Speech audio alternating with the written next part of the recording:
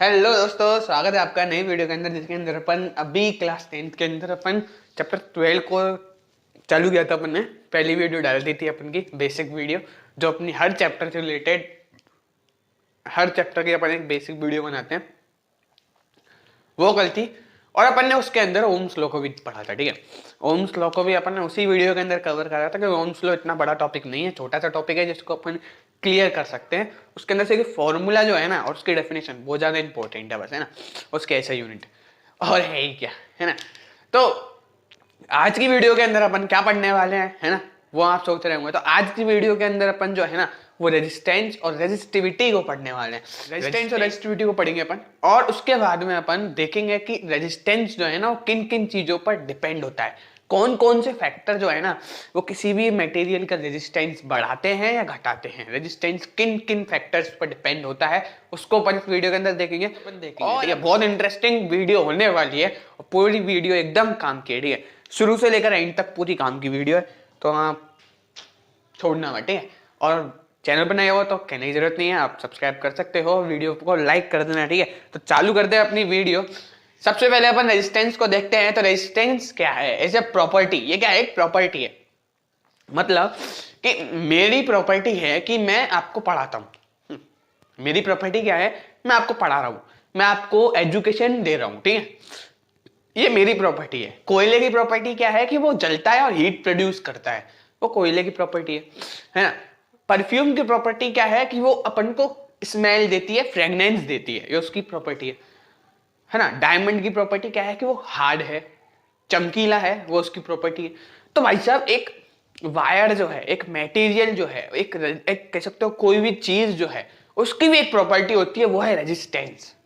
ठीक है, कुछ भी चीजें हैं उनके अंदर वायर है, प्लास्टिक, सिल्वर, उनके अंदर प्रॉपर्टी होती है कैसी? रेजिस्टेंस। अब रेजिस्टेंस एक प्रॉपर्टी है, जैसे कि अपन की प्रॉपर्टी होती है ना, उस तरीके से इन चीजों की क्या है? प्रॉपर्टी है। तो रेजिस्टेंस एक प्रॉपर्टी है ऑफ कंडक्टर, एक कंडक्टर की प्रॉपर्टी है। कंडक्टर की ही तो होगी, इंसुलेटर की थोड़ी ना होगी। इंसुलेटर और कंडक्टर में तो आप डिफरेंस जानते होंगे। कंडक्टर क्या है? जो इलेक्ट्रिक करंट को फ्लो होने देता है, और इंसुलेटर क्या है? जो उसका अपोज कर देता है कतई। जैसे प्लास्टिक, प्लास्टिक से करंट फ्लो नहीं होता, रबर, उससे करंट फ्लो नहीं होता, तभी तो आप रबर के ग्लव्स पहनते हो, तो वो इंसुलेटर है। लेकिन कंडक्टर करंट को फ्लो होने देता है, उसी के अंदर रेजिस्टिविटी होगी, है ना। और इंसुलेटर के अंदर तो हाई रेजिस्टिविटी होती है, हाई, तभी तो वो करंट को फ्लो नहीं होने देते ना। It is a property of conductor due to which it resist the flow of electric current through it. एक प्रॉपर्टी है जो कि करंट को फ्लो होने से रोकती है ना। बॉडीगार्ड देखा है? कितने लोगों भाई साहब, किससे मिलने आए हो? अच्छा, शाहरुख खान से मिलने आए हो। कितने लोगों? 10। ऐसा करो, एक एक करके जाना। ठीक है, एक साथ 10 नहीं जाओगे। अच्छा, ये बॉडीगार्ड का काम कौन कर रही है? रेजिस्टिविटी, रेजिस्टेंस कर रहा है। मतलब क्या एक प्रॉपर्टी है, मतलब एक वायर है, मानते हैं कि ये एक वायर है। ठीक है, अरे बहुत पतली होगी ये तो, एक तो ये मिटरता ही नहीं है। व्हाइट बोर्ड पता नहीं क्या है, क्या करें, है ना। स्मार्ट बोर्ड पे पढ़ाएंगे आपको, स्मार्ट बोर्ड पे। उसके लिए आपका साथ चाहिए और वो आप देते नहीं हो। साथ दो, सब्सक्राइबर बढ़ाओ, पूरी देखा करो वीडियो, है ना। तो एक वायर है ना, एक वायर है, उसके अंदर मटेरियल है, मान लो एक कॉपर का वायर है, उसके ऊपर प्लास्टिक की कवरिंग है जो कि करंट को अपन को झटका नहीं देती।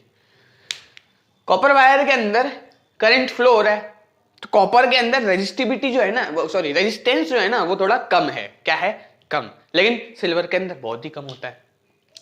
रेजिस्टेंस होने का मतलब क्या है? कि इसके अंदर से जो करंट फ्लो होगा ना, वो करंट पूरा एक साथ नहीं जाएगा, वो धीरे धीरे जाएगा। मतलब ये करंट के फ्लो को क्या कर देती है? अपोज कर देती है, कि उसको रोक देती है, उसको कम कर देती है ना। मतलब ये काम करती है। तो रेजिस्टेंस क्या एक प्रॉपर्टी है जिसके करंट के फ्लो को कर देती है, वो रेजिस्ट करती है, अपोज करती है ना। तो the component that use are called resistance. और जो कंपोनेंट यूज करते हैं जिनके अंदर ये रेजिस्टेंस की प्रॉपर्टी है, वो कंपोनेंट जिसके अंदर ये रेजिस्टेंस की प्रॉपर्टी है, उस कंपोनेंट को अपन रेजिस्टर कहते हैं। क्या कहते हैं? रेजिस्टर। आप इसको इलेक्ट्रिक सर्किट के अंदर पढ़ोगे, जैसे कि मैंने आपको पिछली वीडियो के अंदर बताया था इलेक्ट्रिक सर्किट, है ना। उसके अंदर अपन ने देखा कि इधर से करंट फ्लो हो रहा है, यहाँ पर एक रेजिस्टर लगा दिया मैंने, और ये आपका की है और यहाँ से बैटरी, ठीक है, ये फ्लो हो रही है। तो ये जो मैंने लगाया ना, ये क्या है, रजिस्टर। और ये क्या काम करता है, वही रेजिस्टेंस का काम करता है। रजिस्टर कहते हैं, रेजिस्टेंस इसकी प्रॉपर्टी है कि करंट को क्या कर देता है, फ्लो करने में बाधा डाल देता है, रुकावट कर देता है, ठीक है, एक साथ करंट पूरा फ्लो नहीं होता, ठीक है। तो ये क्या है, रजिस्टर। जो कंपोनेंट यूज करते हैं जिनके अंदर रेजिस्टेंस की प्रॉपर्टी होती है उसको अपन रजिस्टर कहते हैं, ठीक है। अपन बात करें रेजिस्टिविटी की, ठीक है, अगर अपन बात करते हैं रेजिस्टिविटी की तो उसमें अपन देखेंगे is define the resistance offered by cube of a meter wire of 1 meter. मतलब आप कह सकते हो सिंपली लैंग्वेज में, अगर आप आपके लैंग्वेज से लिख के आओ ना, तो ये डेफिनेशन इसकी बन सकती है कि 1 मीटर वायर के अंदर जितना रेजिस्टेंस फ्लो हो रहा है, मतलब कितना रेजिस्टेंस लगा पा रही है वो मटेरियल 1 मीटर वायर के अंदर, वही उसकी क्या है, रेजिस्टिविटी। मतलब लेट अस सपोज कि ये है सिल्वर वायर और ये है कॉपर, ठीक है, ये सिल्वर है और ये कॉपर है, ठीक है। अब मानो कि मेरे पास कॉपर है ना, ये 1 मीटर है, यूं मानो ये क्या है, 1 मीटर, और ये भी क्या है, 1 मीटर। 1 मीटर मेरे पास कॉपर है, 1 मीटर मेरे पास सिल्वर है। मैंने कॉपर को जब ट्राई किया तो मैंने देखा कि कॉपर के 1 मीटर वायर के अंदर रेजिस्टेंस क्या था, ज्यादा था, और मेरा करंट कितना पोज हुआ, थोड़ा ज्यादा पोज हुआ। मतलब करंट जो मैंने फ्लो करवाया वो थोड़ा लेट फ्लो हुआ, और यूं मानो थोड़ा उसने थोड़ा बहुत खर्च भी कर दिया, हीट प्रोड्यूस कर ली, और फिर वो ज्यादा, मतलब रेजिस्टेंस क्या है इसके अंदर, ज्यादा है। तो 1 मीटर वायर के अंदर कोई वायर कितना रेजिस्टेंस लगा पा रही है, वही क्या है, उसकी रेजिस्टिविटी। अब लेटेस्ट सिल्वर को ट्राई करें तो सिल्वर के अंदर रेजिस्टेंस क्या होता है, कम, क्योंकि ये इसके अंदर हिंड्रेंस जो होती है ना वो सबसे लीस्ट होती है, बहुत कम हिंड्रेंस होती है, तो इसके पास जो रेजिस्टेंस है वो भी कम होगा, तो करंट आराम से फ्लो होगा, हीट भी कम जनरेट होगी, वायर भी कम गर्म होगा, और आपका इलेक्ट्रिक करंट भी लॉस नहीं होगा ज्यादा, है ना। तो मतलब रेजिस्टेंस क्या है, कम, 1 मीटर वायर के अंदर। अब कितना रेजिस्टेंस फ्लो हो रहा है, इससे कम होगा, तो इससे कम रेजिस्टेंस फ्लो हो रहा है तो इसकी रेजिस्टिविटी भी क्या होगी, कम होगी, है ना। तो अपन सिंपल डेफिनेशन कह सकते हैं कि 1 मीटर वायर के अंदर टोटल कितना रेजिस्टेंस वो जो मटेरियल है, भले ही वो कॉपर है, सिल्वर है, गोल्ड है, कितना रेजिस्टेंस वो प्रोड्यूस कर पा रही है 1 मीटर वायर के अंदर उस करंट के अपोज, वही क्या कहलाती है, उसकी रेजिस्टिविटी कहलाती है, ठीक है। और ऐसा यूनिट ऑफ रेजिस्टिविटी होती है ओम मीटर, ठीक है, ओम मीटर। अभी आप पूछोगे कहां से आया ओम मीटर, इसको भी अपन बताएंगे अभी आगे वाली वीडियो में, आप समझोगे। सबसे पहले देखते हैं रेजिस्टेंस। सुनो, आप रेजिस्टेंस को ओम्स लॉ में क्या पढ़ के आए हो, रेजिस्टेंस को आप ओम्स लॉ में पढ़ के आए हो कि जो रेजिस्टेंस है ना वो होता है V upon I. Why V upon I, क्योंकि अपन ने पढ़ा था जो पोटेंशियल डिफरेंस है वो करंट के डायरेक्टली क्या होता है, प्रोपोर्शनल होता है, उसमें कांस्टेंट अपन ने R लगाया था। जब R की वैल्यू निकालेंगे तो V के नीचे कौन आ जाएगा, I आ जाएगा। तो उस लॉ के अंदर अपन ने पढ़ा, ओम्स लॉ के अंदर, कि रेजिस्टेंस क्या होता है, potential difference upon electric current flow in A circuit, है ना। लेकिन अभी आगे आप पढ़ोगे कि जो रेजिस्टेंस है ना वो 3 चीज पे डिपेंड करता है। पहला है मटेरियल, दूसरा है लेंथ, और तीसरा है क्रॉस सेक्शनल एरिया। तो उसके अंदर आप देखोगे, ठीक है, और उसके अंदर आपको रेजिस्टेंस का एक फॉर्मूला नजर आएगा। वो क्या है, R equal to rho L upon A. वो क्या आएगा, R equal to rho L upon A. अब यहां पर R तो क्या है, रेजिस्टेंस है, मैं बताऊंगा ये सारी चीज आपको अभी थोड़ी देर बाद। रो क्या है यहाँ पर, रेजिस्टिविटी। रो क्या है यहाँ पर, रेजिस्टिविटी का कांस्टेंट आप कह सकते हो रेजिस्टिविटी है। और L क्या है, लेंथ, और A क्या है, cross sectional area. Cross sectional area मानी ये एक आप कह सकते हो वायर है, मैंने थोड़ा जूम करके दिखाया है, तो इसका जो क्रॉस सेक्शनल एरिया है यही है, क्या है, क्रॉस सेक्शनल एरिया, ठीक है। तो ये ज्यादा होगा तो रेजिस्टेंस कम होगा, आप देखोगे आगे, ठीक है। तो ये आपके फॉर्मूला काम आने वाला है। अब इधर से अपन रेजिस्टिविटी निकालें तो रो निकालें, मान लो कि मैं निकालता हूँ रो, तो ए आर से मल्टीप्लाई हो जाएगा ना, आर मल्टीप्लाई ए अपॉन में कौन आ जाएगा, एल। तो रो का फॉर्मूला क्या रहता है, ये। अब जरा इसको सॉल्व करो, देखो रेजिस्टेंस, रेजिस्टेंस ऐसा यूनिट क्या होती है, रेजिस्टेंस की ओम। ओम्स लॉ में पढ़ा था, ऐसा यूनिट ऑफ रेजिस्टेंस क्या होता है, ओम। तो इसको अपन ओम से लिखेंगे, एरिया को मीटर स्क्वायर और लेंथ को मीटर, तो मीटर से मीटर स्क्वायर गया, क्या बचेगा, ओम मीटर। और रेजिस्टिविटी है तो रेजिस्टिविटी की ऐसे यूनिट क्या आ गई, ओम मीटर आ गई, ठीक है। तो यही मैंने यहाँ पर लिख रखा है और रेजिस्टिविटी है, ठीक है, रेजिस्टिविटी को रो से लिखते हैं और रेजिस्टेंस आर। सुनिए, अब कंफ्यूज मत हो जाना कि ओम्स लॉ का रेजिस्टेंस कौन सा था और ये रेजिस्टेंस कौन सा है, दोनों सेम है, ठीक है। उधर पोटेंशियल डिफरेंस की बात की गई थी। क्वेश्चन में अगर आपको पोटेंशियल डिफरेंस दे रखा हो, इलेक्ट्रिक करंट दे रखा हो, तो वो वाले फॉर्मूले से रेजिस्टेंस निकाल सकते हो। अगर क्वेश्चन में लेंथ दे रखी है, क्रॉस सेक्शनल एरिया दे रखा है और रेजिस्टिविटी दे रखी है, तो आप इस फॉर्मूले से रेजिस्टेंस को निकाल सकते हो। लेकिन ये फॉर्मूला अधिकतर काम नहीं आएगा। आपका एक फॉर्मूला कौन सा काम आएगा, ये वाला, R equal to V I या फिर V equal to R I, ohm's law का फॉर्मूला काम आएगा, ठीक है। अभी आगे चलते हैं, अपन देखेंगे कि जो रेजिस्टेंस है वो कौन कौन से फैक्टर्स पर डिपेंड करता है, ठीक है। Resistance depends upon these factors, है ना। इन फैक्टर्स पर क्या करता है, रेजिस्टेंस डिपेंड करता है। तो उनके सबसे पहला नेचर ऑफ मटेरियल, ठीक है। मतलब कि नेचर ऑफ मटेरियल का मतलब क्या है कि जो मटेरियल आपने यूज किया है रजिस्टर, वो कौन से मटेरियल से बना हुआ है। मान लो सिल्वर से बना हुआ है, तो सिल्वर के अंदर जो हिंड्रेंस होती है ना, जो हिंड्रेंस होती है, जो रेजिस्टेंस होता है सिल्वर के अंदर, वो कम होता है। तो इसलिए वो क्या है, एक गुड कंडक्टर। वो क्या है, एक गुड कंडक्टर। मान लो जिसके अंदर हिंड्रेंस ज्यादा हो, जिसके अंदर हिंड्रेंस क्या हो, ज्यादा, रुकावट क्या हो, ज्यादा, तो वो क्या हो जाता है, इंसुलेटर हो जाता है। क्योंकि वो रेजिस्टेंस ज्यादा है, उसके अंदर रुकावट ज्यादा है, तो करंट फ्लो नहीं होगा, उससे पहले तो रुकावट पैदा कर देगा बहुत सारी, तो इंसुलेटर। लेकिन मान लो हिंड्रेंस कम है, किसी के अंदर रुकावट कम है, रेजिस्टेंस कम होगा, और रेजिस्टेंस कम होगा तो करंट आसानी से फ्लो हो जाएगा। तो करंट जो है ना, उसका सबसे अच्छा गुड कंडक्टर कौन होता है, सिल्वर, और दूसरा कौन है, कॉपर, है ना। कॉपर वायर अपन यूज करते हैं, सिल्वर यूज नहीं करते, चोर चोरी कर लेंगे, है ना। तो मटेरियल पे डिपेंड करता है कि कौन सा मटेरियल आपने यूज किया है। अगर आप लो हिंड्रेंस वाला मटेरियल यूज करते हो, क्या, जिस मटेरियल के अंदर हिंड्रेंस क्या होगी, लीस्ट होगी, लीस्ट होगी, वो उतना ही क्या होगा, गुड कंडक्टर होगा। वो उतना ही क्या होगा, गुड कंडक्टर होगा। मतलब उसके अंदर उतनी ही रेजिस्टिविटी, रेजिस्टेंस क्या होगा, कम होगा। उसके अंदर रेजिस्टेंस क्या होगा, कम होगा। लेकिन अगर इसके अंदर एग्जांपल कौन सा है आपका, सबसे मोस्ट ब्यूटीफुल एग्जांपल कौन सा है, silver. Silver is a good conductor, बहुत अच्छा कंडक्टर है। आपके घर की वायरिंग करवा देना, ठीक है, और बताना मत लेकिन सोशल मीडिया पे। तो silver is a good conductor. उसके बाद में अपन कॉपर लेते हैं, है ना।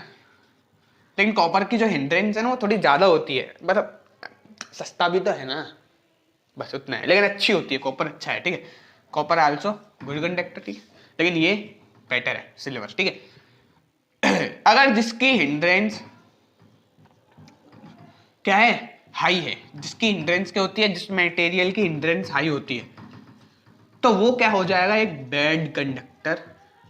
क्या हो जाएगा, वो बैड कंडक्टर। उसको अपन इंसुलेटर भी कहते हैं। क्या कहते हैं, इंसुलेटर। जैसे कि एग्जांपल में कौन ले सकते हैं अपन, प्लास्टिक, उसकी हिंड्रेंस ज्यादा है, बैड कंडक्टर, इंसुलेटर। रबर, है ना, ये क्या है, अपने इंसुलेटर है। तो ऐसे अपन के मटेरियल पे डिपेंड करता है कौन, रेजिस्टेंस। सेकंड अपन लेते हैं लेंथ ऑफ मटेरियल, या लेंथ ऑफ वायर। मतलब उस वायर की कितनी लेंथ है, उस पर भी वो रेजिस्टेंस जो है वो डिपेंड करेगा। और डायरेक्टली क्या होता है, प्रोपोर्शनल। मतलब जो लेंथ पर, जो मटेरियल पर, जो मटेरियल की जो लेंथ है, जो वायर की जो लेंथ है, लेंथ के डायरेक्टली प्रोपोर्शनल कौन होता है, रेजिस्टेंस। क्या होता है, रेजिस्टेंस। मैं इसको लिख देता हूं, देखो, जो रेजिस्टेंस है ना, वो डायरेक्टली प्रोपोर्शनल है लेंथ ऑफ वायर या मटेरियल, कि आपने जो मटेरियल यूज किया है उसकी लेंथ कितनी है। लेंथ ज्यादा होगी तो रेजिस्टेंस ज्यादा होगा। ये एक तार, ये दूसरा तार, बैटरी कनेक्ट है, यहां से करंट पहुंचाऊंगा, जल्दी से करंट का झटका लग जाएगा मुझको। लेकिन अगर मैं यहां से करंट, एक तार यहाँ है और एक तार वहां है मेरा कश्मीर में, यहां से स्विच ऑन करूंगा, करंट फ्लो होगा होगा होगा होगा होगा, पहले राजस्थान को पार करेगा, फिर मध्य प्रदेश, फिर हिमाचल प्रदेश, फिर जाके कश्मीर में पहुंचेगा। तो समझ रहे हो ना क्या कह रहा हूं मैं, कि जितना लेंथ ज्यादा होगी उसको टाइम ज्यादा लगेगा करंट को पहुंचने में, ये तो सिंपल सी बात है। और टाइम ज्यादा लग रहा है तो उसका मतलब क्या है कि रेजिस्टेंस वहां पर क्या है, ज्यादा है ना। तो लेंथ पर क्या होती है, रेजिस्टेंस डिपेंड करती है डायरेक्टली, डायरेक्टली प्रोपोर्शनल है ना। मतलब लेंथ बढ़ाओगे तो भाई साहब रेजिस्टेंस बढ़ने वाला है ना, और लेंथ घटाओगे तो रेजिस्टेंस घटने वाला है। मैं अगर बोर्ड के पास जाकर उसमें उंगली देता हूं तो करंट लग जाएगा ना, डिस्टेंस कम है, लेंथ कम है। अगर मैं यहाँ से उंगली देने की कोशिश करूँ तो नहीं जा रहा, लॉजिकल नहीं है एग्जांपल, फिर भी बता रहा हूँ कि अगर लेंथ ज्यादा है तो रेजिस्टेंस क्या होगा, ज्यादा होगा। रेजिस्टेंस ज्यादा है तो इलेक्ट्रिक करंट मेरे पास पहुंच नहीं पा रहा ना। तो बस वही बात है कि लेंथ ज्यादा होगा तो रेजिस्टेंस ज्यादा होगा, लेंथ कम है तो रेजिस्टेंस भी क्या होगा, कम होगा। तो डायरेक्टली प्रोपोर्शनल होता है। मान लो एक वायर है जो भैया इतनी लंबी है, और यहां से स्विच ऑन कर रहा हूं, यहां पर लट्टू जो है वो जल जा रहा है, ये लट्टू है, ये क्या हो रहा है, जल जा रहा है। लेकिन अगर मैं ये स्विच है और वायर अब की बार में इतनी इतनी इतनी इतनी और यहाँ लट्टू है, अब क्या होगा, लट्टू थोड़ा लेट जलेगा, टाइम ज्यादा लगेगा, रेजिस्टेंस ज्यादा है, वायर ज्यादा लंबी है तो रेजिस्टेंस भी क्या होगा, ज्यादा होगा। आपको स्क्रीनशॉट लेना है आप ले सकते हो, मैं मिटा रहा हूं, ठीक है। समझ में आया, फील करो, फील कॉन्सेप्ट को समझो, ठीक है। अपन को फील करना है, ये तो लॉजिकल चीज है, अपनी दुनिया की लाइफ में, अपनी डेली लाइफ में बहुत देखते हैं अपन इसको। तीसरी जो है वो है क्रॉस सेक्शनल एरिया। अरे क्रॉस सेक्शनल एरिया क्या है, अरे एरिया है भाई साहब, एरिया क्या, एरिया। क्रॉस सेक्शनल मतलब कितने एरिया, इतनी मोटी वायर है उसका क्रॉस सेक्शनल एरिया, कितना सरफेस एरिया है उसका एरिया। एरिया पर भी रेजिस्टेंस क्या होता है, डिपेंड करता है। कैसे बताएं, अगर रेजिस्टेंस ज्यादा है तो एरिया कम होना चाहिए या प्रोपोर्शनल होना चाहिए डायरेक्टली। कैसे, आपको पता है कि जो रेजिस्टेंस है ना वो एरिया के क्या होता है, इनवर्सली प्रोपोर्शनल होता है। क्या होता है, इनवर्सली प्रोपोर्शनल। देखो इधर अपने समझा था कि मटेरियल पर वो डिपेंड करता है। सेकंड वाले में अपन ने समझा था कि जो रेजिस्टेंस है ना, अरे भैया ये मार कर गिर के रहता है। सेकंड वाले में अपन ने समझा था कि जो रेजिस्टेंस है वो डायरेक्टली प्रोपोर्शनल है लेंथ के। ये आपका पहला इक्वेशन। क्रॉस सेक्शनल एरिया, तो जो मैं कह रहा हूं कि रेजिस्टेंस जो है ना वो इनवर्सली प्रोपोर्शनल है किस पर, cross sectional area of material, ठीक है। उस पर क्या है, इनवर्सली प्रोपोर्शनल। मतलब एरिया बढ़ेगा, एरिया बढ़ेगा तो रेजिस्टेंस क्या होगा, कम होगा। कैसे समझते हैं, ये कौन सी इक्वेशन है, सेकंड। देखो इसको मैं समझाता हूं, ये वायर है, एरिया कम है, रेजिस्टेंस लग रहा होगा, पता है आपको, लगता है।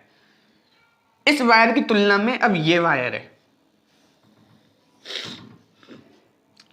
अब कौन से में रेजिस्टेंस ज्यादा होगा, वायर नंबर 1 या वायर नंबर 2, ये आप कमेंट में लिखोगे, ठीक है, कि वायर नंबर 1 में रेजिस्टेंस ज्यादा होगा या फिर वायर नंबर 2 में रेजिस्टेंस ज्यादा होगा, ये आपको कमेंट में लिखना है, ठीक है। अरे मैं ही बता दूं, मैं ही बता देता हूं, 2 में ज्यादा होगा।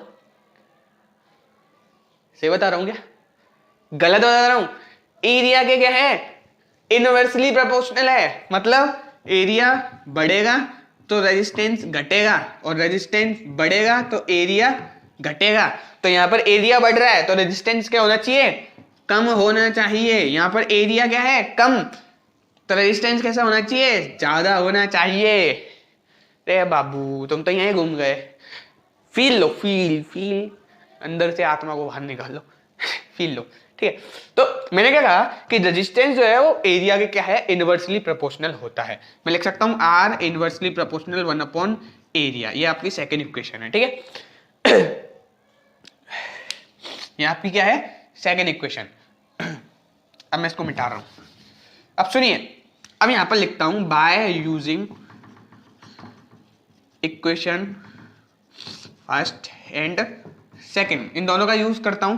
तो पहली में मैंने देखा कि जो रेजिस्टेंस है वो लेंथ के प्रोपोर्शनल है, दूसरी में मैंने देखा कि रेजिस्टेंस जो है वो एरिया के इनवर्सली प्रोपोर्शनल है, तो यहाँ पर है तो रेजिस्टेंस ही ना, तो इसको इक्वल कर देता हूँ। तो मैं देखता हूँ रेजिस्टेंस जो है ना वो प्रोपोर्शनल है लेंथ अपॉन एरिया के, लेंथ अपॉन एरिया। अब वही प्रोपोर्शनलिटी कांस्टेंट हटाना है, वो प्रोपोर्शनलिटी साइन हटाना है तो कांस्टेंट लगेगा, तो R equal to rho L A. क्या? R equal to rho L A. यहाँ पर रो क्या है? रो क्या है? ये रेजिस्टिविटी। क्या है ये? रेजिस्टिविटी। रेजिस्टिविटी। ये रो क्या है? रेजिस्टिविटी। ये रो क्या है? रेजिस्टिविटी। यहाँ पर L क्या है? Length of material. ए क्या है? Cross sectional area of material. ठीक है। आर क्या है? रेजिस्टेंस। आर क्या है? रेजिस्टेंस। ठीक है। आर क्या है? रेजिस्टेंस। रो क्या है? रेजिस्टिविटी। आर क्या है? रेजिस्टेंस। ठीक है। तो ये आपको पता चल गया। अब क्या इसकी ऐसा यूनिट निकाल सकते हो? ये फॉर्मूला कहीं देखा देखा नहीं लग रहा क्या? नहीं लग रहा, नहीं लग रहा है ना? नहीं लग रहा। बताता हूं, सुनिए। क्या मिटा दूं इसे? मिटा दूं?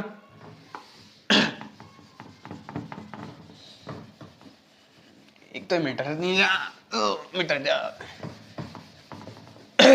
देखो क्या एक फॉर्मूला कहीं देखा देखा नहीं लग रहा? देखो आपने अभी पढ़ा था, अगर मेरे को रो निकालना है, मेरे को रेजिस्टिविटी निकालनी है, तो ये दोनों मल्टीप्लाई हो जाएंगे, R multiply A upon L. क्या निकालना है मुझको? रो निकालना है। क्या ये नहीं बनेगा? और ये आप देख के आए हो, एक इसका फॉर्मूला है, रेजिस्टिविटी का फॉर्मूला है। इसकी ऐसा यूनिट क्या होगी? क्या होगी? आर को अपन लिखते हैं ओम, एरिया को लिखते हैं meter square upon meter, meter से मीटर स्क्वायर गया है, ओम ओम मीटर। तो ऐसा यूनिट क्या होगी रेजिस्टिविटी की? ओम मीटर, है ना। कहने का मतलब सिर्फ इतना है कि रेजिस्टेंस जो है ना वो होता है, रेजिस्टेंस क्या होता है? Resistivity rho multiply length of material upon area of material. आप देख सकते हो लेंथ ज्यादा होगी तो रेजिस्टेंस ज्यादा होगा, एरिया ज्यादा होगा तो रेजिस्टेंस कम होगा, क्योंकि इनवर्सली प्रोपोर्शनल, इनवर्सली प्रोपोर्शनल। तो आपको बस ये याद करने वाली चीजें हैं, ठीक है, जो आपको याद करनी पड़ेगी। ठीक है। अभी अपन ने क्या पढ़ा? रिवीजन करते हैं जल्दी से। रिवीजन करें तो क्या पढ़ा अपन ने? अभी अपन ने पढ़ा कि जो रेजिस्टेंस है वो क्या होता है? रेजिस्टेंस होता है रो एल अपॉन ए। जो रेजिस्टिविटी है वो क्या होती है?